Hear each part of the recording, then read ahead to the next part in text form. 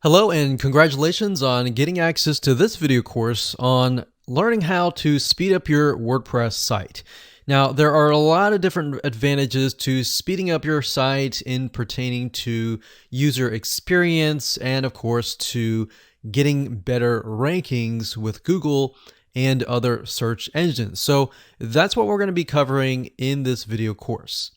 So this is video number 1, which is the introduction and getting started. So first things first, I want to talk about mindsets because I'm a big believer of getting in the right mindset before you get started. So knowing that this is a constant ongoing process is key. You're not going to be able to finish everything all in one day. In fact, speeding up your website, there are so many different variables, different elements. In fact, we're just going to focus on a few, but we're going to focus on the big ones that will help you speed up your whole site, typically about anywhere from 50 to 75%. Now, this is an ongoing process, and I want you to know that. It's like getting a car, a brand new car. You're going to need to constantly maintain it. So just remember that it takes baby steps to complete each and one of these, so don't get overwhelmed. Get a few steps done first, move on, and go from there. So with that said, what I want to do now is give you a quick overview of what's inside this video course. Video number 1 is the introduction, obviously, this video here. Video number 2 is we're going to talk about the advantages of fast site speed. So we talked briefly about the search engine ranking and of course the user experience, but we'll talk more about that in depth.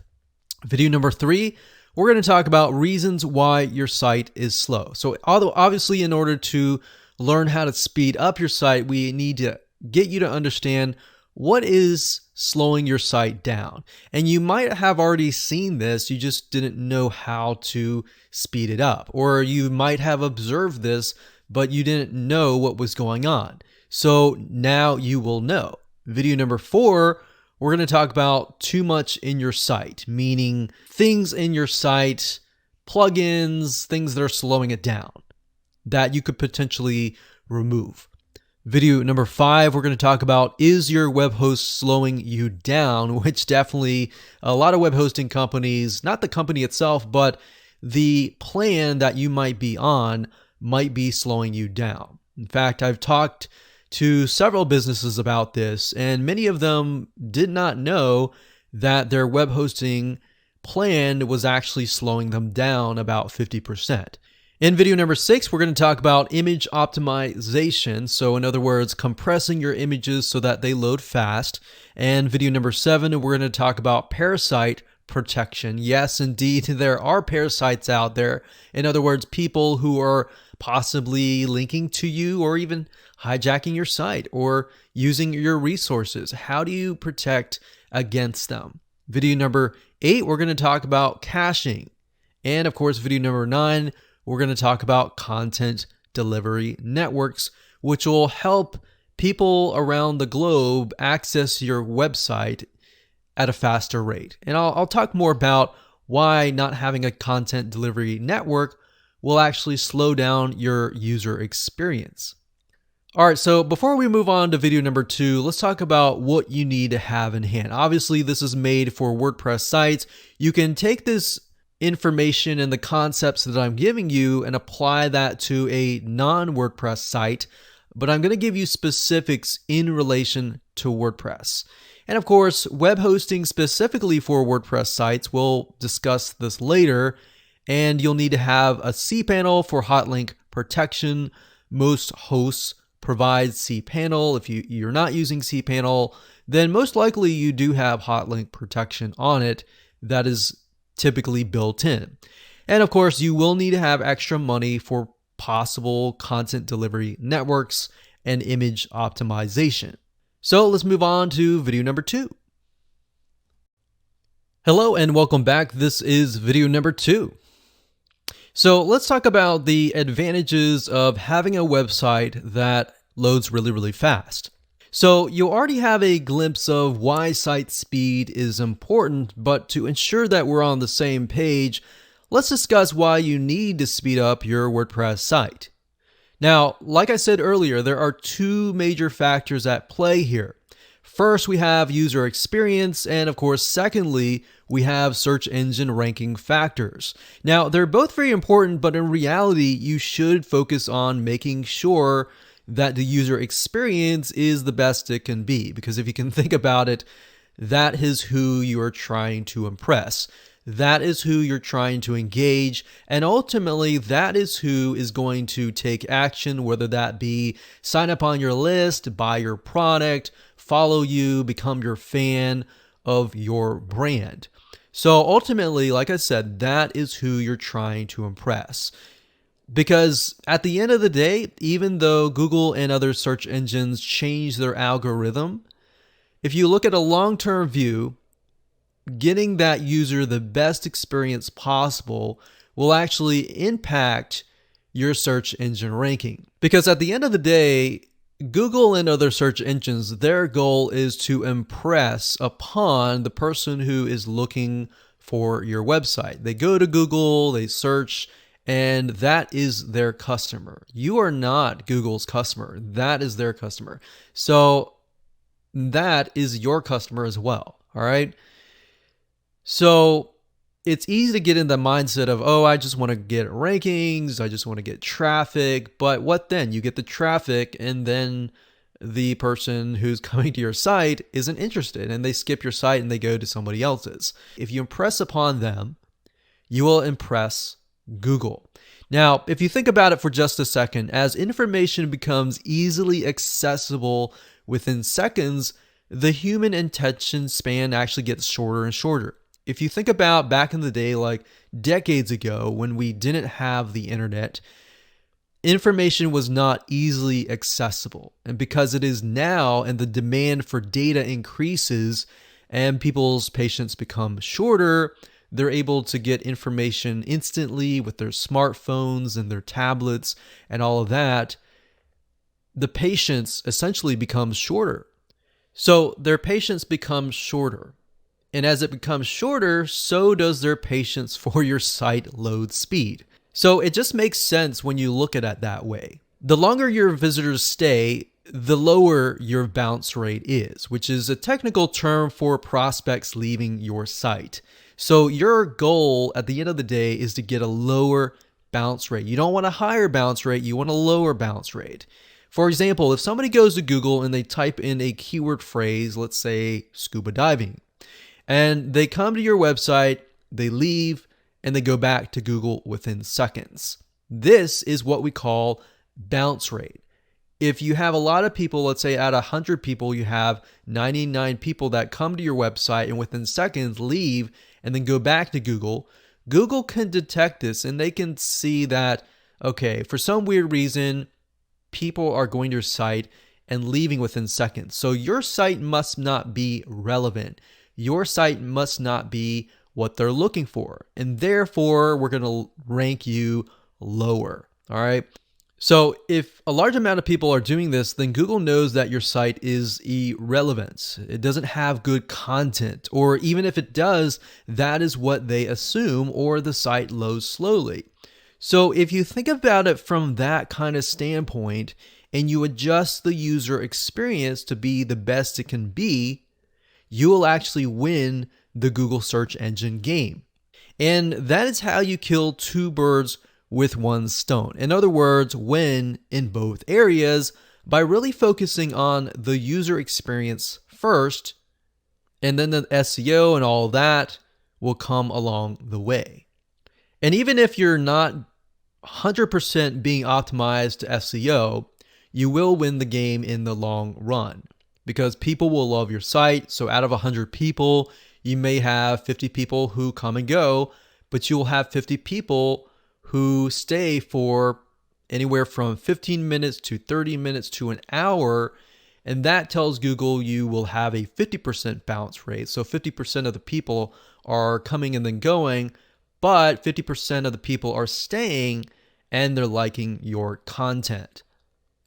Now, if you have a lower bounce rate, let's say, for example, 10%, and then the 90 out of 100 people are staying for a long period of time, that tells Google, hey, wait a minute, this site must be extremely relevant.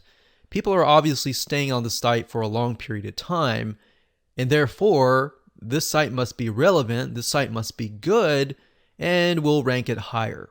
You see what I mean? So now that you have a basic premise of what to look for and what to focus on, let's move on to video number 3 and talk about what slows your site down. Hello and welcome back. This is video number 3, and we're going to talk about reasons why your site is slow. Now, to understand how to speed your site up, you really need to understand first and foremost what is slowing it down. Now, there are hundreds and hundreds of different variables, but our goal here is the 20/80 rule, meaning we're going to find the most common variables, focus on them, that will give you the large amount of impact. So a little bit tweaks here and there, which will give you the biggest impact. And that is our goal here. And instead of trying to teach you hundreds of different variables, which would be time consuming and very overwhelming. So what I advise you to do is implement each one of these one by one. Each one of these can take a good amount of time, some of them less, some of them more, but some of these will make a huge, huge impact on how fast your site loads. And they are, number 1, your WordPress site has just way too many things in it. It's bloated with too much code, with too much plugins, with too much pages, posts, images, everything. It just has way too much in it. If you think about even your computer, if you add too many things onto your PC or your Mac computer as an analogy here, then your computer will become slower and slower and slower, right? So same concept here as well. Your WordPress site just has too many things.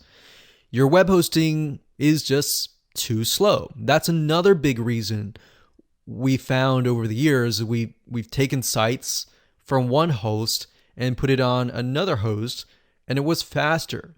So sometimes the plan that you're under can actually impact how slow and how fast your site loads. Now, bear in mind that the reality is that WordPress sites, in general, after they have become bloated, they use a lot of CPU and server resources. Now, I want to be clear here to say that when you install WordPress by default with nothing on it, it usually runs very, very fast. It's usually because things are added to it like plugins, like images, like other code that tends to slow it down. And another issue is that the majority of websites are hosted on shared hosting. And we'll talk more about that in that particular video, but because it is on shared hosting, you're essentially sharing a server with 100 or more other people, and of course, they will impact your site. So it's not necessarily that you're doing anything wrong. If you have other people on that server that are rocking the boat or doing something, crashing the server, then you're affected as well. And that simply means that your whole website will become slow because with shared hosting, you are sharing the server with hundreds of other people. And either you're sharing a house essentially with hundreds of other people. And we'll discuss this later on. Number 3, your images are way too big. One thing that a lot of us forget about is that different people have different internet speeds. Some are on slower speeds, some are on faster speeds. And just because you have a faster speed doesn't necessarily mean that everybody else has a faster speed. So even if it loads fast with you, it may not run fast with other people. So that's just something to bear in mind. Your images are way too big and they need to be squeezed down. Now, this has always been a problem even decades ago. And according to Google, images often take about 60% of total page weight. In other words, they take up too much room and you need to size them down. And this means that most websites are being slowed down because they have way too many images that are just taking too long to load.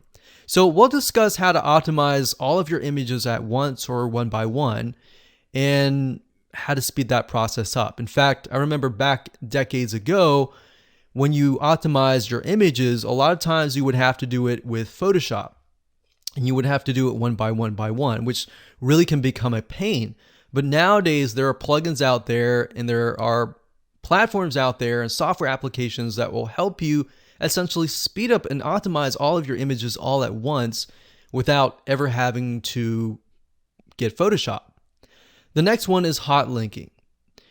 This means somebody else is linking to your site, your images, your videos, essentially. And what they're doing is they're sending traffic to those images and videos, be getting people that don't even know that it's your images, and they're just stealing your images. And if that's the case, they're essentially using your bandwidth and your server resources. The next thing is caching. Caching is essentially what your internet browser does when you visit sites on a regular basis, and then your browser usually saves tons and tons of images and other files, HTML files and CSS and other files, so that when you go back to that website at a later date, it's already sitting on your computer and therefore it loads super fast. So you can do the same thing with WordPress, but you need to tell it to do it a certain way. And of course, we'll be discussing this in relation to your WordPress site and all of that. The next thing is content delivery networks. And usually what happens here is when you host a website, let's say, for example, that the web hosting server that you put your website on is in the United States.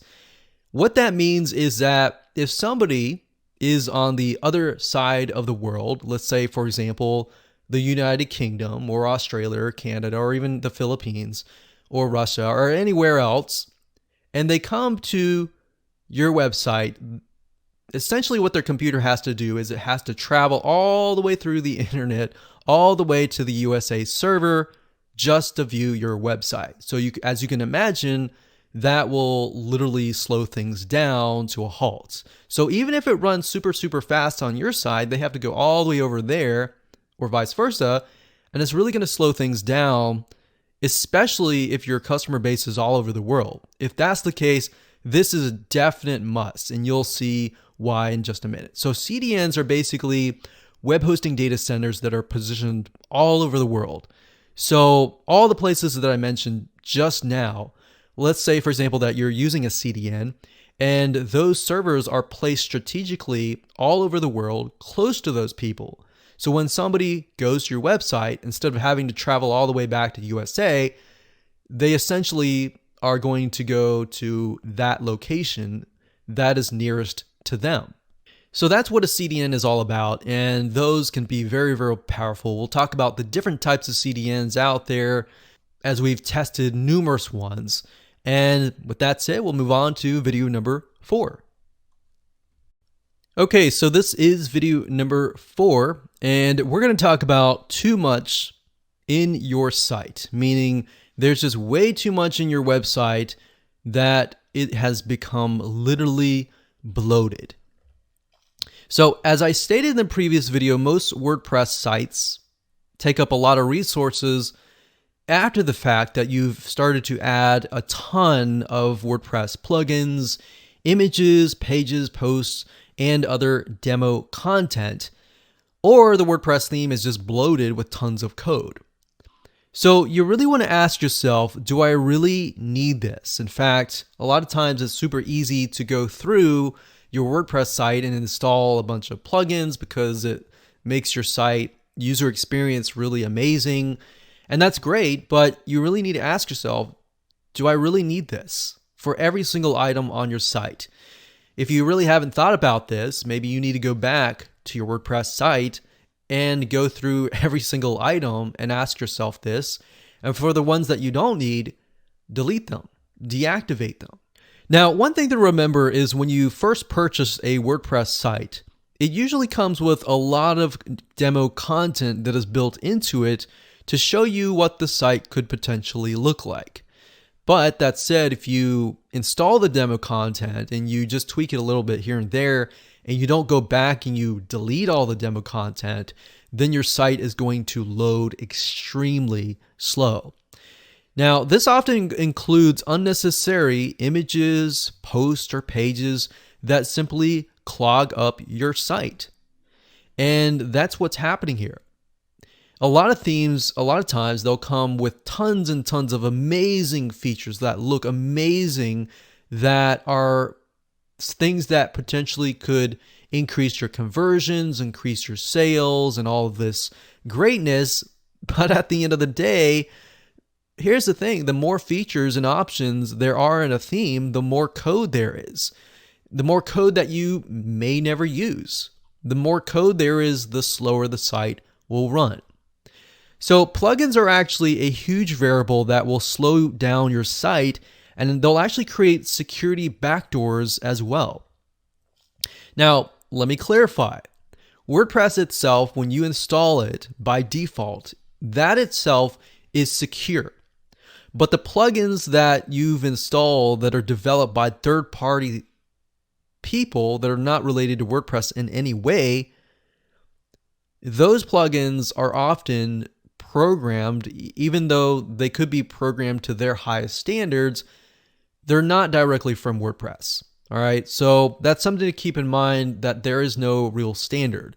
So it's almost like having a computer, whether it's a PC or a Mac, and installing them, the softwares from different third parties other than from Microsoft, right?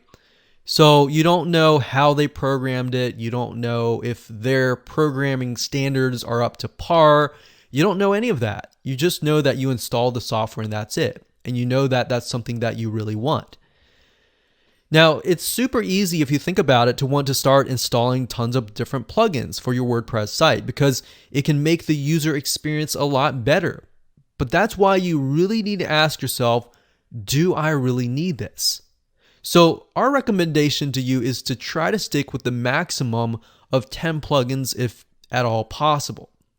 And if you have to have more plugins, then you really need to think about making sure that your web hosting plan can actually take it. And you've got enough speed, you've got enough resources to be able to handle that. And that's another reason why you need to have a good web hosting plan, which we'll talk about in just a minute. Now, the number of images is fine, and we'll discuss how to squeeze that down. But when you get to a point where you have hundreds of images or even thousands of images, that can be a problem in itself. Another thing is you want to create posts and pages that you need and remove all the ones that you don't. Now, this will usually speed up your site a little bit, just a tad, but it's just a start.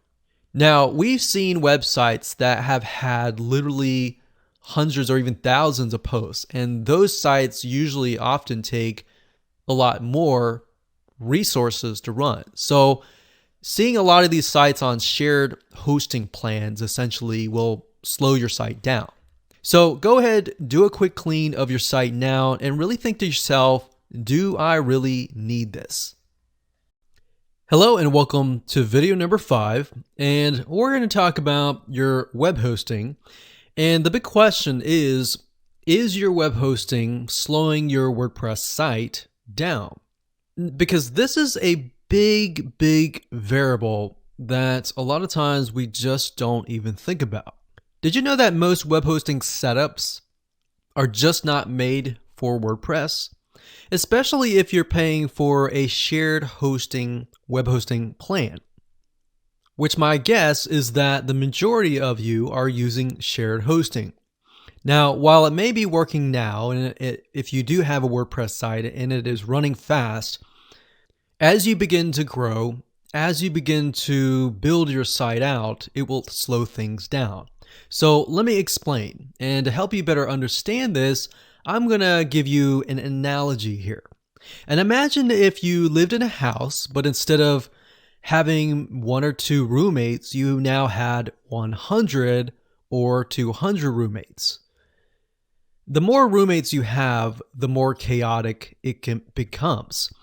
And if you think about just adding 5 or 10 or 100, it becomes chaotic because now you have other people who may have other different intentions and will affect you in some way. Now, think about it deeper. You barely have any room, obviously. you don't have room in the fridge to store your food. If you have a few roommates that are causing problems, what happens? Well, if you think about it, it often spreads to everybody else, right? If somebody decides, hey, let's go have a party, everybody's going to have a party. Everybody's going to jump in. Now, as silly as this sounds, this is what shared hosting is like. Now, on the flip side, you might have heard of a dedicated server. A dedicated server, they tend to cost a lot more money, about $150 to $200 per month, but it's kind of like owning your house. And instead of having 100 roommates or even 2, you own that house, it's on your own rules, and whatever happens in that house happens in that house. But it's usually well worth it, that amount of money, because you don't have to worry about others trying to mess up your life. Now, most of you will not be able to afford $150 to $200 a month, especially if you're starting out as a small business. So the next best thing is what we call a VPS, or virtual private server in short. Now, let me give you an analogy. This is like living in an apartment, right? With your own room. So you got a big apartment or a big server, and the apartment is split up into individual rooms. So you have your own room within the whole apartment housing. That's what a VPS, or virtual private server, is. Now, whatever happens in your own room affects your room. If you drop a plate, if you drop some milk, if something bad happens in your room, you get a flood, then it floods. Now, you might be thinking, well, if I flood, won't it affect the other rooms? Yeah, it might be, but in a real virtual private server, it's basically like having a house where whatever somebody affects you in the other apartment, like maybe below you or above you, they're not going to affect you, right? So if they crash their server, they crash their website, that will not affect you. And that's the beauty of a VPS, or a virtual private server. So in other words, what others do in that room doesn't affect you. Now, that said, not all VPSs are created equal either. In fact, there are a lot of web hosting companies out there that fully understand and specialize in WordPress. So the way they set it up, the way they set up the memory, the hard drives, the way they set up the software, it's optimized for WordPress. It's kind of like going to a cardiologist for your heart problems versus a general practitioner. So the general practitioner, they may understand a little bit about your heart and how to help you, but the cardiologist is really going to know how to help you. So you're going to a specialized web host, essentially, to get hosted, because they understand your needs specifically. They understand WordPress and how it operates. So that's why I say a lot of VPSs out there are not made for WordPress. And therefore, even if you get a VPS in general, you might find that your site does not run fast. But if you find a WordPress specialized web hosting company, you'll find that your WordPress site will actually run fast, because they understand what affects what. They've actually essentially taken all these variables and made it easier for you to make sure that your site is running fast. So let's discuss a few places that would be great for running your WordPress site. So what you're looking for is managed WordPress hosting. The first one that we recommend is called wpengine.com, and they specialize in WordPress. Now, one thing I will say is whenever you look at the pricing will cost a little bit more than a usual web hosts sometimes, but that's because they specialize inside WordPress. So when you get an account with them, they will set it up so that it is WordPress friendly. And like I said, most virtual private servers or dedicated servers are not really made for WordPress. So WPEngine.com is a good one. The next one is called WPXHosting.com. And one thing to note is I would definitely not recommend places like HostGator.com. There are other places out there that say they're WordPress hosting, but these two definitely we've heard really, really good things about from numerous people. And we've actually taken a lot of sites off of HostGator for our clients and moved it elsewhere. Even though a lot of these web hosting companies will say that they are WordPress friendly, a lot of times that's kind of like a general practitioner and you're having a heart problem and you're just going to them. And they're saying, well, we could offer you some advice for your heart. But in reality, like I said, you want to go to a specialist. And these web hosting companies specialize in WordPress. So definitely can recommend these two for your WordPress site. Okay, so welcome to video number 6, and we're going to talk about image optimization. So we touched base briefly on this earlier in the previous videos, but like I said, most WordPress sites have slow loading images. Not just WordPress sites, but websites in general. Especially depending on where your visitor is located and of course how fast their internet connection is. Now, you have to assume that your visitors don't have a fast internet speed because you want it to be as fast as possible. So in this day and age, if you really think about it, you need to have images on your site because it creates more human engagement. So you can't say, I'm not going to have any images either and just go with text because otherwise that would just be boring, right? So one thing to keep in mind is firstly, you want to make sure that you have the right file format. So for example, JPEGs and PNG files are what you want to use when it comes to putting them on your blogs, on your WordPress site, and all that. JPEGs and PNGs are file formats or images, essentially, that are squeezed down and they are compressed, but they are for web use. Now, GIFs, on the other hand, are basically animated images, but they are also compressed as well. And like I said, these files are very, very web friendly. Now, back in the day, you would have to manually compress your images. So say, for example, like I said, you had 100 or 200 images. What you would have to do is you would manually go into Photoshop, you would open the image, you would save it from, let's say it would be normally 5 megabytes, for example, and you would save it as a JPEG or a PNG, and it would decrease it down to a file size of about 100 to 200 kilobytes. So we have about 1,000 kilobytes within 1 megabyte. So you would be able to compress it a good amount, but yet if you add it up, and let's say you have 100 kilobytes per image, and then you have 10 images, that's already 1 megabyte. So that's the problem that you would face, is that the more images you have, it just adds up.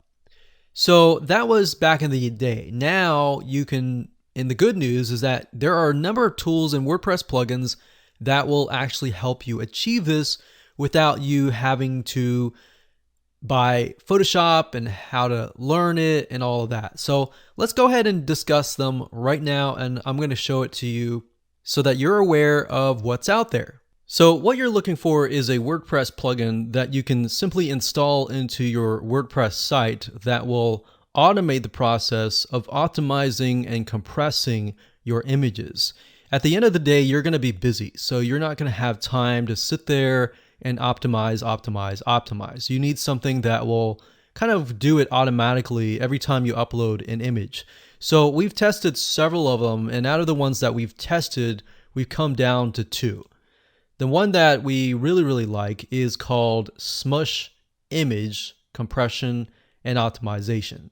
So if you go to wordpress.org/plugins/wp-smushit, so that's SMUSHIT, so smush it. So when you go here, there are some free levels. There are some obviously paid levels as well. But this is the one that we tested that out and it actually worked. We have tested other ones out and they've actually messed up our site. But this one definitely we can recommend. So come here. You can also go into your WordPress dashboard and do a search for WP Smush It or just Smush Image.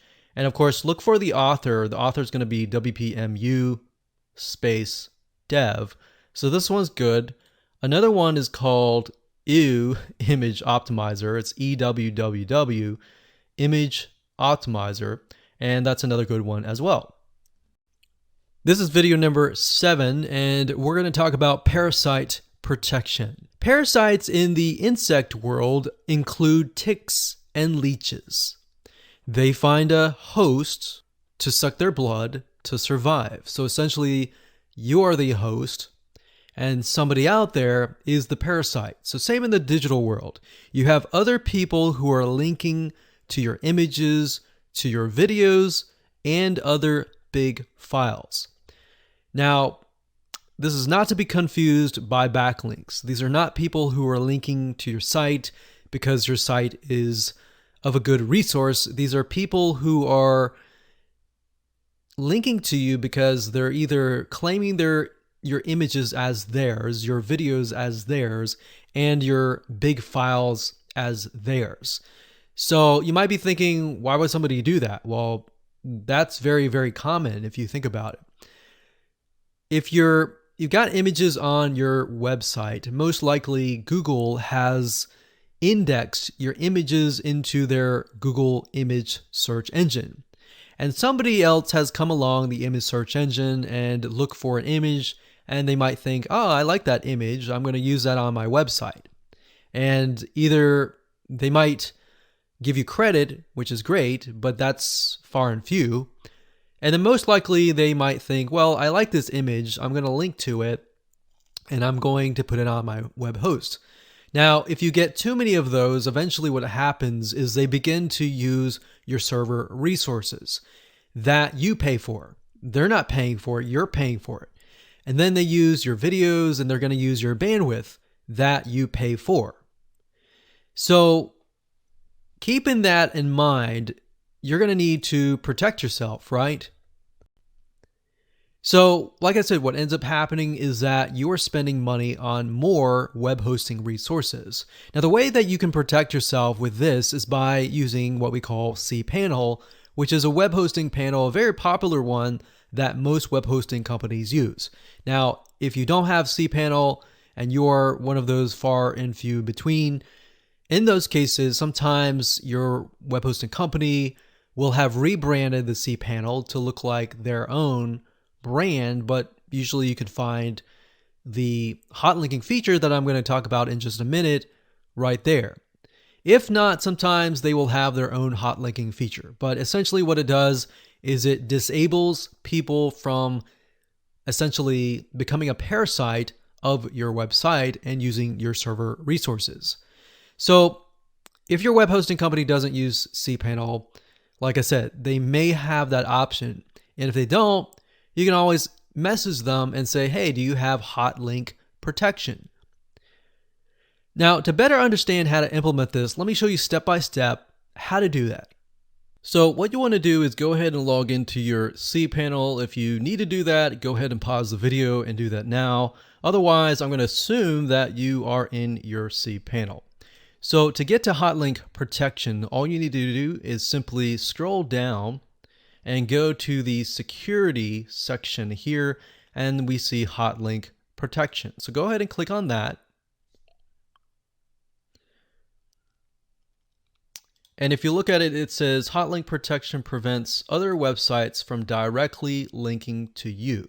So what we need to do is we don't need to enable it yet, but what we need to do is enter the URLs to allow access. So what this means is that, let's say, for example, let's just hypothetically use yourdomain.com. What you want to do is enter yourdomain.com, and what that means is that anytime yourdomain.com accesses the image, it's okay. But anytime somebody else that is not yourdomain.com accesses your site, then they will be denied, essentially. So what you want to do is do http:// and then yourdomain.com. And that should be it. But if you use www or you have, let's say, HTTPS, you could add that as well. Now, hypothetically, that shouldn't really matter, but for the sake of just to make sure,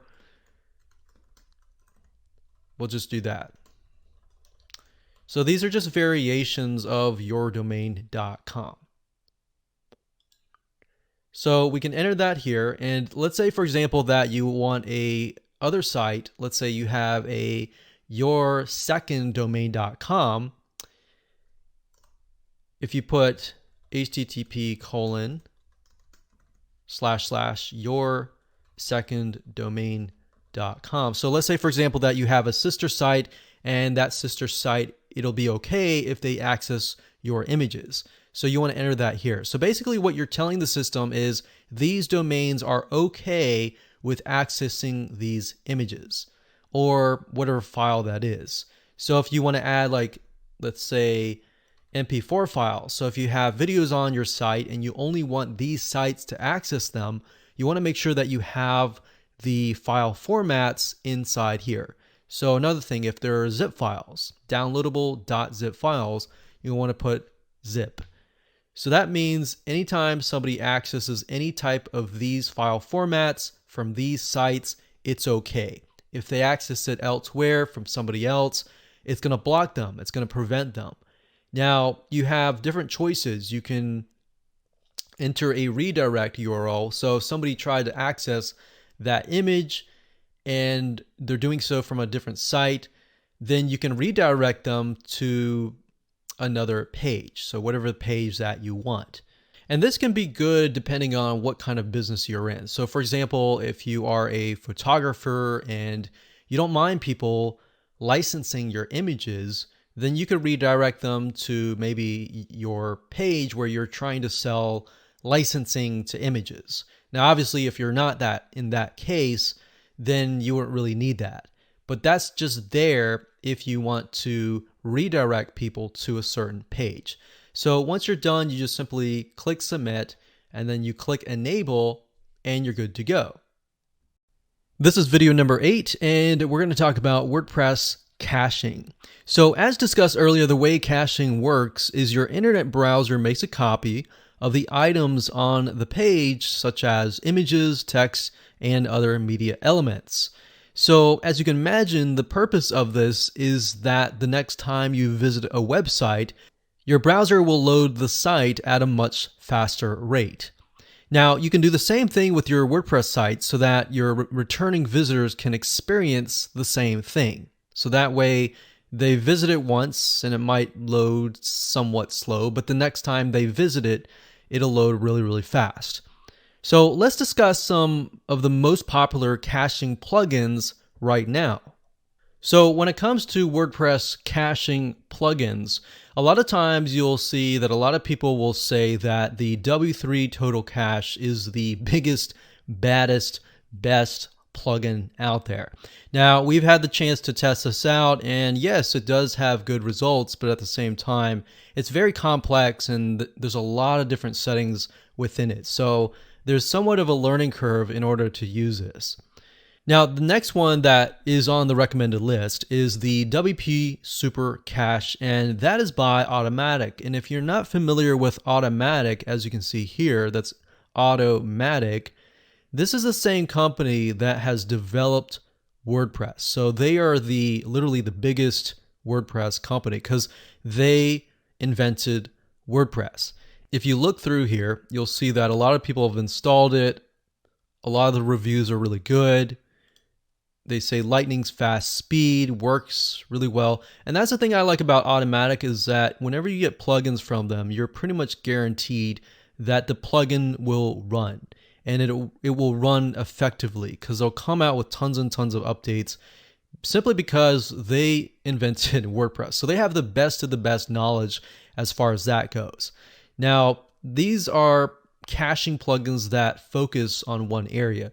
Another plugin that we have actually tested and had really good results is vipercache.com. That's vipercache.com. All right. That's it. This is video number 9, and we're going to talk about content delivery networks. So we briefly talked about this earlier, but in most cases, when you run a website, you want to have a CDN or a content delivery network, especially if you're trying to reach the world. Now, as we mentioned earlier, if your web hosting server, let's say, for example, is in the United States of America, and your prospect is, let's say, in the United Kingdom or Canada or wherever, some way far away, then what happens here is that they have to connect all the way from their computer in the UK all the way to the server in the USA. So if you are in the US of A, or you're in wherever you are, and the server happens to be next to you, then it's going to load super, super fast, right? But just because it loads fast for you, if you're in the United States, does not mean that it's going to load super fast for everybody else. So it's kind of like saying, okay, I'm going to go to the store and it's only going to take me 5 minutes. But then you have a friend that is an hour away and it's going to take them literally an hour away, not speaking of traffic and other possible roadblocks that he's going to face. So that's why you need a content delivery network. And in this case, in that example, let's say, for example, it takes you 5 minutes to get to the store. And that store says, you know what, we're going to replicate ourselves and we're going to put a store near your friend so that instead of going 1 hour away, he goes about 5 minutes away. So that's the way a content delivery network works. They are so massive of a data center that they have many different servers placed all over the world, oftentimes in each city, in each country, in each state, literally so that anybody around the world can access your site at a much faster rate. So oftentimes what we see is the content delivery network will make a big, big difference. So if you change your web hosting to a specialized WordPress hosting and you add a content delivery network and you do the elements that we talked about to make sure that your site is not too big, those few things there can actually speed up your whole site. So like I said, how CDNs work is they deliver the content, in this case, to that person, to the closest server to them. So as we mentioned in this example, if you're using a CDN, it's going to show your website to that person, to the closest server. So it really makes life a lot better for your visitors, no matter where they are. So now there are many other benefits to using a CDN besides just being close. In addition to that is security. And you can actually block out high-risk areas and high-risk IP addresses as well. Because the CDN is so big and massive, a lot of times it'll share data, and if it finds that there's a hacker hacking another site, they'll share that data and make sure that they block that person when they try to access your site. So there are a lot of other amazing benefits to having a CDN. Now, there are several CDNs that you can use. You, of course, only need to have one. So let's discuss that right now. So there are two main content delivery networks that we highly, highly recommend. There are many other ones, but you really have to think about it. You want to make sure that the company that you go with is big enough so that you have so many different servers around the world that you can use. So these two are actually very user-friendly, and that is why we are actually recommending them. Cloudflare.com, that's cloudflare.com. This one we've used before, and in order to really make use of it, they have a free version, but in order to get the advantages and the benefits, you really have to use the $20 per month upgrade. And this is on a per domain basis. Now, at the end of the day, and that might seem a lot to many of you, but really, it'll save you a lot of bandwidth. In fact, it'll protect you. It'll give you security that you need. Plus, on top of that, if you have a global wide network, you're trying to reach as many people around the world as much as possible, it really is going to help you in the long run. The only case that you would never really need to have a CDN is if you're only a local business and you're simply trying to cater to people within a very small segment of a city and they're all next to the server. So that's the only time that you would not really use a CDN. Cloudflare we've used and it's worked very, very well. And we highly recommend that. You don't really need the business version or the enterprise unless you're getting a ton of traffic. But obviously you can start with free and just see how that goes. And then as time goes, upgrade to pro if you can. So if you're just starting out, obviously go with the free. And if you already have a couple hundred to a couple thousand visitors per month, definitely go with the pro version as much as possible. So the next thing we have is MaxCDN, that is maxcdn.com.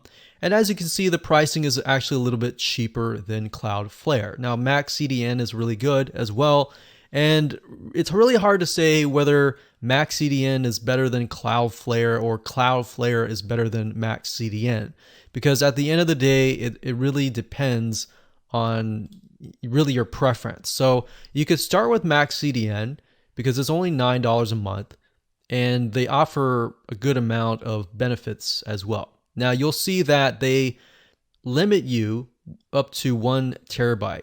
So what that means is really unless you're using 1 terabyte, which is 1000 gigabytes worth of bandwidth, you don't really need to move up. So that's the nice thing about MaxCDN is the pricing definitely wins a little bit better than Cloudflare. But as far as setup goes for both of these are actually very easy to set up. They've made it very, very user-friendly, and that's one of the main reasons why we recommend them on top of their huge network and being able to reach as many visitors as you can.